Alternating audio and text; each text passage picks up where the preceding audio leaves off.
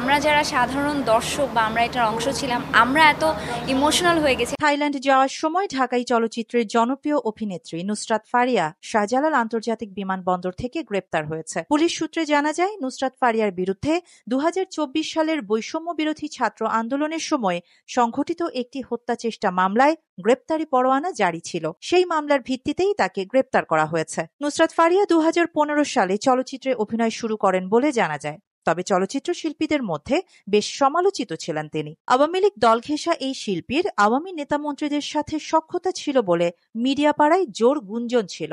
তার অভিনীত কোনো সিনেমা আলোর মুখ না দেখলেও বাংলাদেশের শীর্ষ ব্যবসায়ী ও নেতামন্ত্রীদের সঙ্গে বিদেশ সফর করে বেশ আলোচনা সমালোচনা হতে দেখা গেছে বিভিন্ন সময়ে।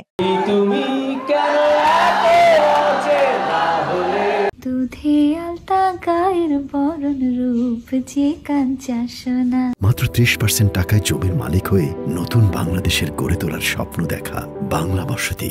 আওয়ামী লীগের সাবেক ডাক টেলিযোগাযোগ ও তথ্য প্রযুক্তি মন্ত্রণালয়ের প্রতিমন্ত্রী জুনায়েদ আহমেদ পলকের সঙ্গে অবৈধ সম্পর্কে জড়ানোর অভিযোগ ছিল নুসরাত ফারিয়ার বিরুদ্ধে। জানা যায়, জুনায়েদ আহমেদ পলকের মন খারাপ থাকলেই ডাক পড়ত নুসরাত ফারিয়ার।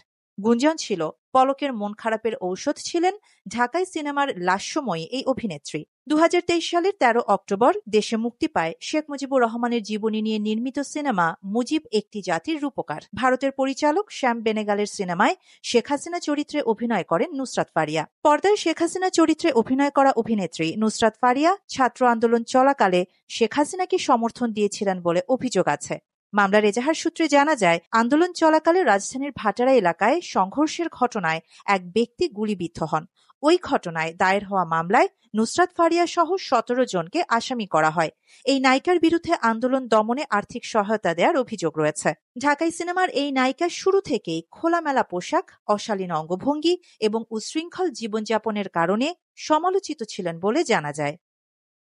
আরিবা জাহান, বাংলা এডিশন।